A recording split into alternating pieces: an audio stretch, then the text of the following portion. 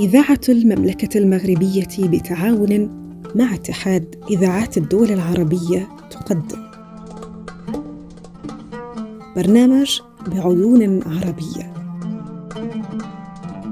خاص حول العمارة القديمة في موضوع التراث المعماري بين هاجس الصون وسؤال الهوية والاستثمار. إنجاز أحمد العاهدي، في الإشراف الفني نعيم أبدار.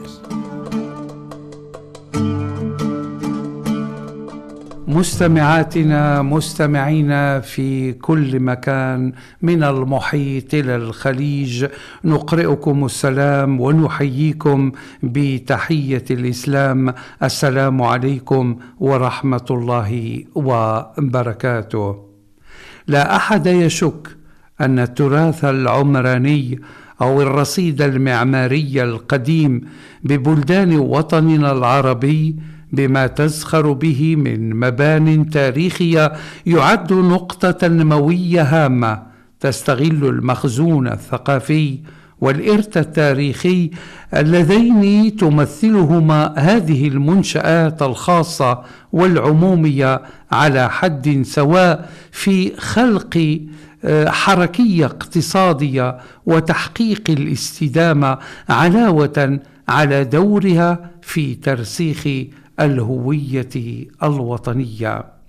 في هذا الإطار مستمعين الأماجد، تنخرط دول العالم العربي ككل الدول ذات التاريخ العريق تنخرط بعمرانها التاريخي الهام في مسار يسعى إلى تثمين هذا الوعاء التراثي وحمايته وسط تحديات كثيرة تجابهها أكيد في صدارتها مد العولمة الجارف والكاسح.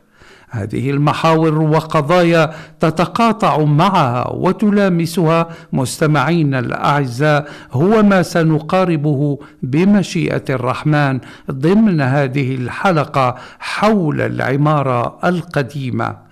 ولتسليط المزيد من الضوء على هذا الموضوع نظرا لأهميته الكامنة في راهنيته وما يستدعي من تدخل على وجه الاستعجال، سعيد أن أستضيف الأستاذ عبد الهادي أقرندو، وأستاذ مادة الاجتماعيات بمدينة الداخلة بالمملكة المغربية، وهو فاعل جمعوي نشيط عضو مؤسسة الصحراء للفلك والنيازك والتراث الطبيعي. أستاذ عبد الهادي، حللتم أهلا ونزلتم سهلا. السلام عليكم أستاذي الكريم، وافر الشكر وتحية للمستمعين الكرام، تحية طيبة في هذه اللحظات المشرقة بنور ربها. جزيل الشكر أيضا لاختياركم هذا الموضوع المهم بحكم راهنيته وقيمته. صحيح. هذه الراهنية بطبيعة الحال تتجلى على المستوى المحلي وعلى المستوى الوطن العربي. في المغرب نحن نحتفل هذا الشهر بما يسمى بشهر التراث، الذي يبتدئ من 18 أبريل إلى 18 ماي، ونحن نتحدث هنا تحديدا عن موضوع الحفاظ على التراث المعماري القديم تزامنا مع اليوم العالمي للمباني التاريخية الذي يخلد كل سنة بطبيعة الحال في العالم. هذه المباني التاريخية تكتسي طابعا جماليا ذات فوائد إجرائية منسجمة مع ظروفنا المناخية والمعيشية ومتطلبات التأمين الهوياتي. أملي في المستمعين الأعزاء بفضل الله كبير أن لا أكون ضيفا ثقيلا على أسماعهم ونفوسهم الطيبة. أكيد الأستاذ عبد الهادي ستكون أخف من وزن الريشة نظرا لاهتمامك بهذا الموضوع. طيب بداية الأستاذ عبد الهادي، ماذا لو تفضلتم وتكرمتم بداية قبل أن نغوص في تفاصيل موضوعنا الموسوم بالتراث المعماري بين هاجس الصون وسؤال الهوية والاستثمار، بإعطاء المستمعين الكرام الأعزاء تقديما تعريفيا مركزا موجزا ولما لا مبسطا عن مفهوم التراث عامة والتراث المعماري القديم بصفة خاصة.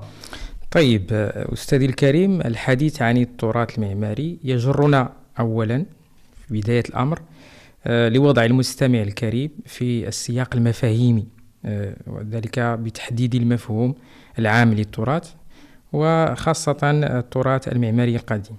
فبخصوص التراث نحن نقصد به كل ما خلفته الأجيال السابقة في مختلف الميادين، فكريا، أدبيا، تاريخيا، أثريا، معماريا. هذا في تعريفه المبسط، ولكن في حقيقة الأمر هذا ليس مجرد مخلفات جافة، بل هي بصمات إبداعية مادية ومعنوية تحكي قصص أجدادنا. صحيح، لأنه رغم صمتها فهي ناطقة طبيعة الحال، تحكي أيضا نمط عيشهم، طريقة تفكيرهم، أعمالهم، احتياجاتهم. في الخلاصة هي مرآة للوجود الحضاري، ذاكرة هوية، بطاقة تعريف حضارية لا غنى لنا عنها.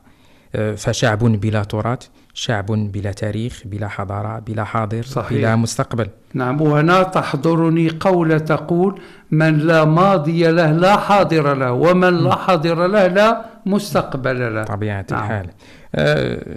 حديثنا، موضوع حديثنا هذا اليوم التراث المعماري القديم يعكس الجمالية الفنية والإبداعية للمباني والخصوصية المعمارية لكل حقبة تاريخية. صحيح. إذن طيب الأستاذ عبد الهادي، في معرض حديثكم عن تعريف التراث تناولتم بالحديث بشكل موجز ومركز، ولكن أوصل الرسالة للمستمعين. تحدثتم عن أنواع التراث، كيف يمكن أن نميز بين هذه الأنواع، خاصة عندما نتحدث عن المآثر الأثرية والمآثر التاريخية، وبالتالي ما هي الفواصل أو الفرق بينهما؟ عموما يقسم الباحثون التراث إلى قسمين رئيسين. نعم. التراث المادي والتراث اللامادي. نعم. ففيما يخص التراث المادي نحن نتحدث هنا عن كل ما يدخل في خانة العادات، التقاليد الشعبية، الحرف، الصنائع، الموسيقى الشعبية. هذا النوع بطبيعة الحال ليس موضوع حديثنا في هذه الحلقة. ما يهمنا هنا هو التراث المادي الذي يضم 3 أنواع رئيسية: التراث الأركيولوجي، التراث المبني، والتراث المنقول. فالتراث الأركيولوجي نقصد به البقايا المادية لحياة الإنسان، خاصة نتحدث هنا عن الفترة القديمة. هذه البقايا غالبا ما تكون بقايا آثار اندثرت واندفنت مع مرور السنين. أما التراث المبني فهو يتعلق بالبنايات التاريخية، المدن القديمة، مساجد، قصور، أبواب إلى آخره. ومن الناحية القانونية هناك تعريف وضعه القانون 8022 المتعلق بالمحافظة على المباني التاريخية والمناظر والكتابات المنقوشة والتحف الفنية والعاديات، بأنه تدخل في حكم المباني التاريخية من حيث التقييد أو الترتيب، الصور المنقوشة والرسوم الصخرية والأحجار المكتوبة والكتابات على المباني التاريخية أو على القبور وغيرها من الكتابات أيا كان عهدها أو لغتها التي كتبت به. هنا هذا التعريف يعطي مفهوم موسع لهذا البنايات بهدف الحفاظ عليها من الاندثار ومن البطش لبعض الأيادي التي لا تعير أي اهتمام لهذا التراث. نعم. طيب الأستاذ عبد الهادي أقرندو، بعدما تعرفنا منكم مشكورا على مفهوم التراث وأنواعه، نعود إلى موضوعنا التراث المعماري القديم لنطرح سؤال أكيد يتبادر إلى أذهان المستمعين عن كيفية الحفاظ على هذا التراث الحضاري المعماري، أو إن شئتم بعبارة أخرى، ما هي في منظوركم الشخصي وزاوية نظركم أهم سبل صون الذاكرة المعمارية بوطننا العربي اللي أكيد أنه يزخر بها؟ بطبيعة الحال صون التراث المعماري القديم صون للذاكرة الجمعية. نعم. في رأيي الخاص سبل المحافظة على هذا التراث لا يمكن أن تخرج على 3 محاور. المحور الأول يهم جرد المعالم الأثرية والتعريف بها بجميع الوسائل. نعم. فلا يمكن أن نطالب شخصا بالحفاظ على شيء يجهل قيمته. في المحور الثاني يتجلى في القيام بأعمال الصيانة والإنقاذ، وهنا نتحدث أساسا عن الترميم بالتجديد والمحافظة على الطرق المستعملة في البناء والحفاظ على الهوية المعمارية للتراث المهدد بالهدم أو الاندثار. وهنا لا بد من مؤسسات الدول التدخل بإمكانياتها اللوجستيكية والبشرية في هذا الصدد. كمحور ثالث في صون التراث لا بد من السهر على تطبيق النصوص التشريعية والتنظيمية المتعلقة بالحفاظ على التراث، وخاصة التراث المعماري القديم. وأكيد أن الدول العربية تزخر بقوانين في هذا الصدد، يكفي فقط أن نسهر على تطبيقها على أحسن ما يرام. عذرا عن مقاطعتك الأستاذ عبد الهادي، في اعتقادي الشخصي المتواضع لقد آن الأوان أكثر من أي وقت مضى لحماية آثار تتلاشى في العديد من المدن العربية القديمة، لأن بدأ يطالها التلاشي، ومنها ما أصبح مهددا بالانقراض أو المحو، وتعرض الكثير منها لفقدان معالم خصوصيتها المعمارية والتاريخية. طبيعة الحال هذا ما يدعونا أستاذي الكريم إلى تدخل عاجل بل جد مستعجل. صحيح. ففي مدننا العربية العريقة يكفي أن يرفع الإنسان رأسه ليكتشف كنوزا معمارية لبنايات تعود لفترات زمنية قديمة. نعم. ذات قوالب معمارية من سمات خصوصيتها الفرادة، وأحيانا تكون ناطقة بالفخامة. نعم. هنا جدير بالذكر أن منها ما ينتمي لفترات متباينة، خاصة ما قبل الفترة الاستعمارية. نقشت على شرفاتها أشكال هندسية مرصعة في بعض الأحيان بفسيفساء جميلة. نعم. في أزقة هذه المدن العريقة بدأت بعض المنازل للأسف تتلاشى وتفقد خصوصيتها المعمارية والتاريخية، تتحول في كثير من الأحيان إلى خراب ووكر للمنحرفين. صحيح. ومطارح للنفايات تنبعث منها روائح كريهة تزكم الأنوف. للأسف الشديد أستاذي الكريم، نعم. بدلا من ترميمها وإعادة توظيفها في السياسة السياحية، أكيد بتنسيق مع قطاعات الثقافة والتجهيز والداخلية، ولكن حتى لا نبخس الدول مجهوداتها ومبادراتها، فللممارسات الجيدة قيمتها. نعم. وتقاسما للمعلومة حري بنا أن نشير إلى حرصا على إنقاذ هذا الرصيد العقاري الفريد من نوعه وإعادة إدماجه، خاصة في الدورة الاقتصادية والسياحية. أطلقت وزارات قطاعات التجهيز والسياحة، أطلقت والإسكان الثقافة نعم والإسكان نعم في سعي حديث لإعادة الروح لهذه الإحياء وإنقاذها من الاندثار وحماية بعض من الذاكرة المعمارية التي تعد بطبيعة الحال من أهم مكونات الذاكرة الجمعية لتلك المناطق التي حبها المولى بكنوز تراثية معمارية أصبحت ليس ملكا فقط لساكنة البلد، بل ملكا إنسانيا عالميا. بالفعل، لأن هذا رصيد ثقافي إنساني عام، والجميل في حديثك عن تدخل القطاعات الوزارية المعنية من أجل إنشاء مشاريع طموحة لإحياء ما يعرف اليوم بالمراكز العمرانية القديمة. والأكيد مستمعين الكرام والأستاذ مشكورا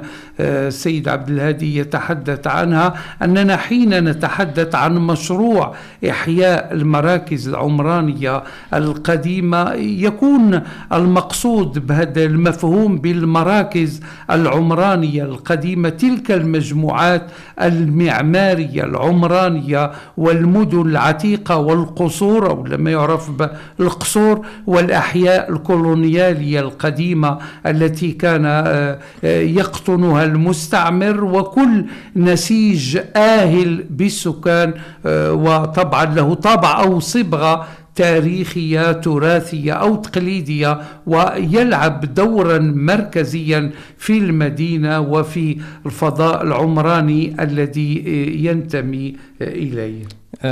طبيعة الحال وأيضا غني عن الذكر والبيان أستاذي العادي أن هذا النمط من البرنامج أو البرامج الخاصة بهذه المراكز العمرانية يهدف أيضا إلى تحسين الظروف المعيشية للسكان، وبطبيعة الحال تنشيط الدورة الاقتصادية بالمراكز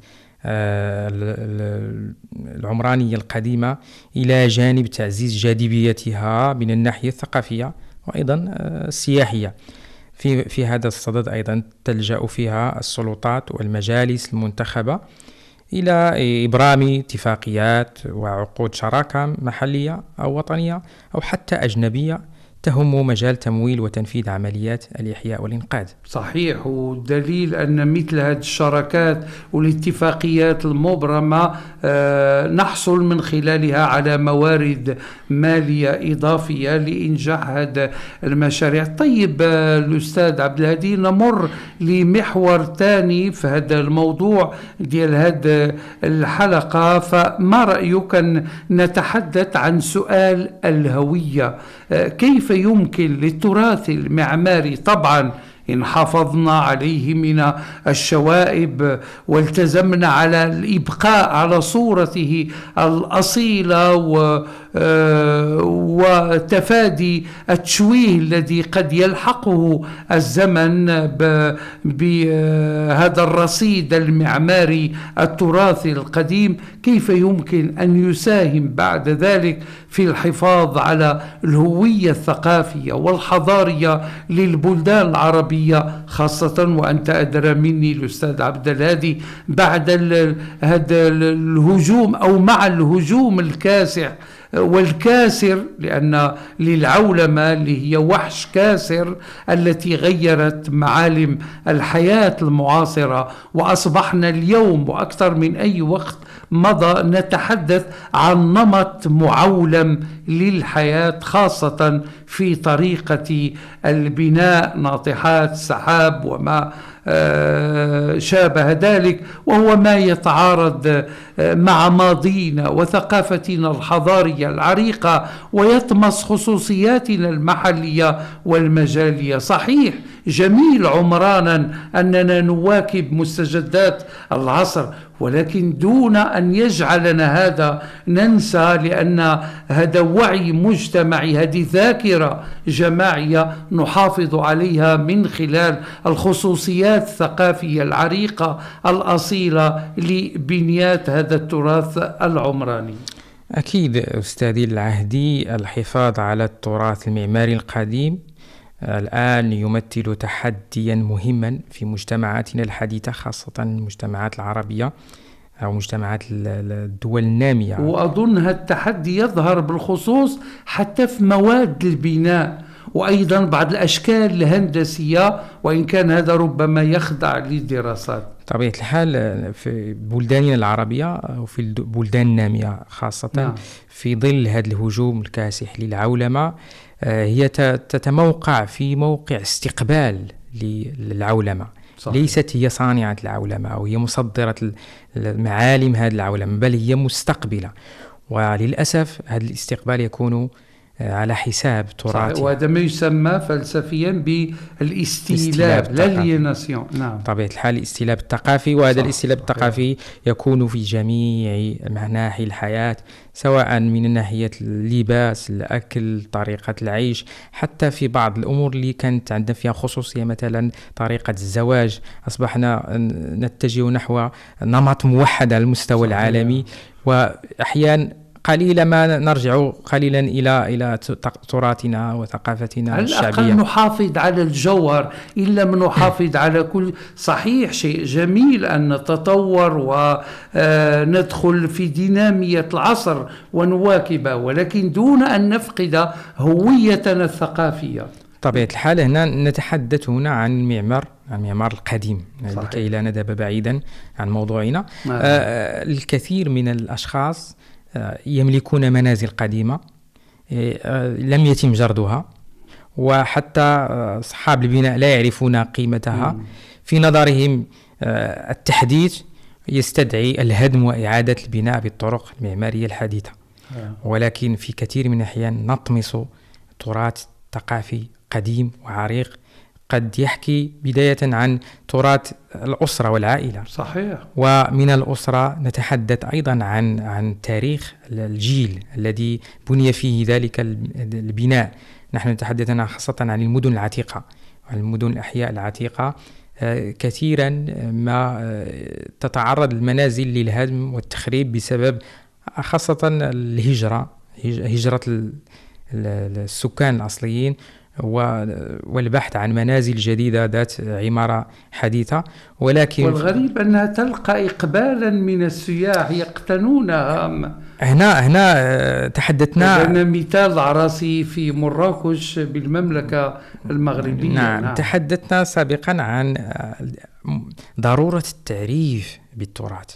لابد للأشخاص للعامة أن يتعرفوا على معالم تراثهم. إذا لابد من وعي مجتمعي. بطبيعة الحال يجب أن ننشر هذه الثقافة ديال الحفاظ على التراث. لا يمكن أن نطالب شخصا أن يحافظ على شيء لا يعلم قيمته. صحيح. نعم. هنا ضرورة التوعية والتحسيس بأهمية التراث وقيمة التراث ومكونات هذا التراث ومعالمه، لأن الكثير من الأحيان وحتى القيمة التي يكتسيها على مستوى التنمية، فهو اليوم أصبح مصدر لإنعاش تنموي، ولكن ربما سيأتي الحديث بشكل مفصل عن هذه النقطة. نعم، احنا تحدثنا عن دور التراث المعماري في صون الهوية الثقافية. صحيح. والتاريخية، وذلك بالاحتفاظ بالمباني التاريخية والتراثية. نحافظ على الروابط مع الماضي. جميل. نعم. نحمي تراثنا وهويتنا الثقافية من الانتظار. إذا لابد أن تبقى دائما تلك الجسور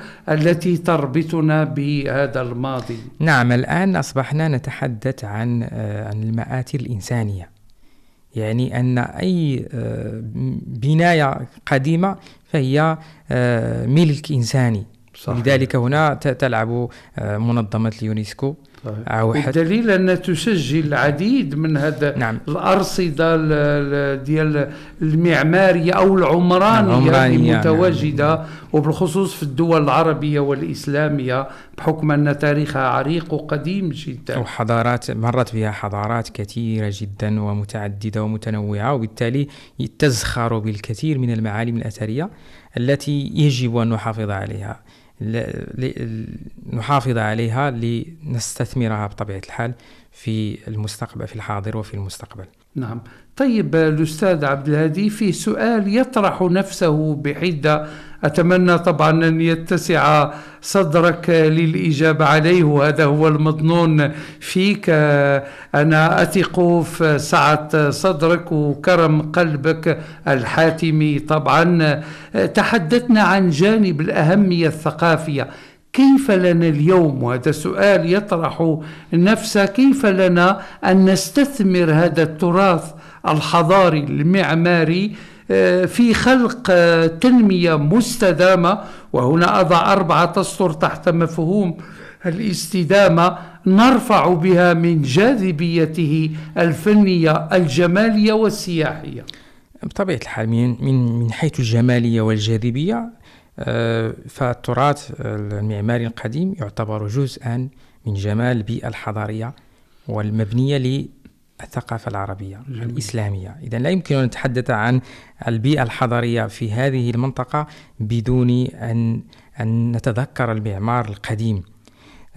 وهنا يمكن أن يكون مصدر جذب سياحي مهم بالحفاظ على المباني التاريخية وترميمها.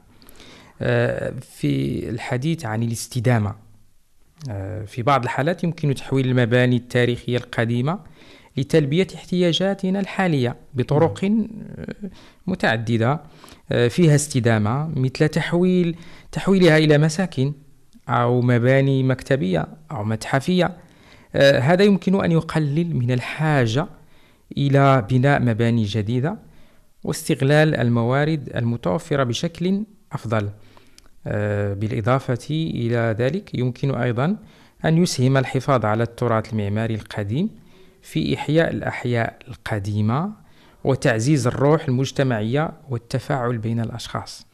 طيب، نرفع إلى عناية أسماعكم الطيبة أنكم في الاستماع ضمن برنامجكم بعيون عربية لحلقة نخصصها عبر أثير إذاعة المملكة المغربية بتعاون مع اتحاد الإذاعات العربية لموضوع التراث المعماري القديم. وأذكركم بأن ضيفي وضيفكم في هذه الحلقة الأستاذ عبد الهادي أقرندو، أستاذ مادة الاجتماعيات ومهتم بمجالات الفلك والتاريخ الحضاري للعمارة القديمة. إذن مرحبا بكم مجددا. طيب سي عبد الهادي، لو سمحت، ونحن على مشارف نهاية هذه الحلقة، هل لديكم رسالة أو كلمة نختم بها هذه الحلقة؟ أكيد لابد من توجيه للمستمعات والمستمعين. بطبيعة الحال أود أن أختم برسالة مفادها أنه على الجميع، وأساسا قطاع الثقافة في أي بلد حباه الله بكنز التراث المعماري القديم، أن ينهج سياسة ثقافية ترتكز على المحافظة عليه في بنيته المادية والجمالية واستثمار فوائده التي بطبيعة الحال من شأنها أن توافق ظروفنا المناخية والمعيشية، مع الأخذ بعين الاعتبار أن يتم ذلك في سياق جوهري ومحوري يتعين أو يتجسد في مرامي ومساعي تجعل الحفاظ على الهوية والخصوصية الثقافية المحلية في مأمن من شبح العولمة الكاسر الساعي بطبيعة الحال لطمس معالم الهوية الثقافية المحلية. هنا ما سيجعلنا لا محالة نحقق حلم تثمين التراث الثقافي في وطننا العربي الكبير من المحيط إلى الخليج، من خلال تجديد وإعادة تأهيل المباني التاريخية حفاظا على تراثنا المعماري الأصيل، وتوظيفه في الارتقاء بالمشهد السياحي خدمة للتنمية المحلية التي توفر للنساء والشباب فرص الشغل. في الختام، شكرا لكم أستاذي العهدي على هذه الاستضافة الطيبة التي أسعدتني كثيرا، وبطبيعة الحال أيضا تحية للمستمعات والمستمعين الكرام. أملي أن أكون قد انسجمت وأفق انتظاراتهم وانتظاراتهن. أكيد، والجميل أنك ختمت بهذه الخلاصة الجامعة المانعة، تضمنت رسائل لأظن هذا ما نريد أن يبقى منقدحا في ذهن المستمعات والمستمعين نظرا لأهمية هذا الموضوع. إذن باسمكم مستمعينا مستمعاتنا في كل مكان، أشكر ضيف الكريم الأستاذ عبد الهادي أقرندو، لأذكر بأنه أستاذ مادة الاجتماعيات الحياة بمدينة الداخلة بالصحراء المغربية، وهو أيضا عضو مؤسسة الصحراء للفلك والنيازك والتراث الطبيعي على كل ما تفضل به من معلومات. أستودعكم الله الذي لا تضيع ودائعه، ودمتم في عونه وصونه وعنايته ورعايته، والسلام مسك الختام.